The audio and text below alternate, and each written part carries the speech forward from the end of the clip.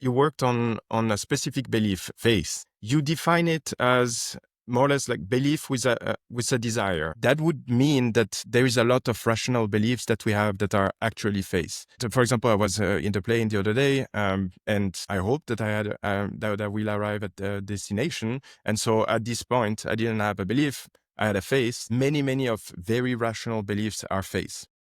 But there's also other philosophers that are defining faith differently. Sam Harris defined it as a belief without evidence, and that goes really much into dogmatism, right? You're of course discussing two different topics. I don't want to fight with anyone about words. Like if Sam Harris wants to take the word faith and define it a certain way, I'm happy to say that's fine if that's what you want faith to mean. I can use the word trust, or I can use different, you know what I mean? And so there are two distinct concepts, like belief without evidence, and then whatever the concept is that I'm getting at, which is you're close to it. So the way I think of faith, I mean, I technically, if you want to be technical, I do think there's like 4 components of it.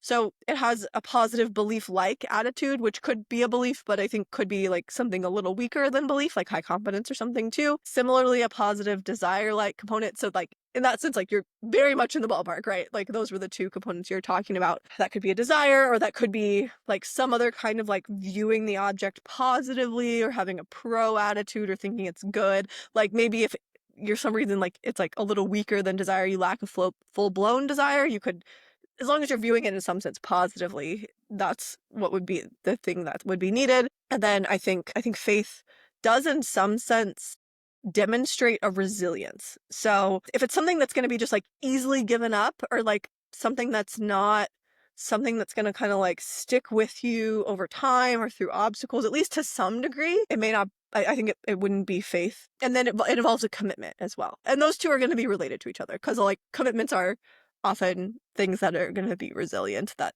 are going to kind of stick with us, And so yeah, I mean, I think like what I'm trying to get at or trying to analyze is like, what is the thing that sort of underlies these important key commitments that we have? Whether it could be a religious commitment, that's what a lot of people think of first, but it could be a commitment to a friend, a family member, a spouse, to yourself, to some important goal you have, to like, you could have faith in like a politician or a celebrity, and it could even be faith in democracy, or like like faith in an ideal, faith in recycling, faith for world peace. So it could even be faith in like, doesn't have to always be interpersonal faith, like in some kind of other object. Like even like you could have faith in like a physical object, like that a bridge will hold you as you walk across it, but also faith in like some kind of ideal you're committed to, whether that's like a political or like philosophical view you have, or like a moral view, that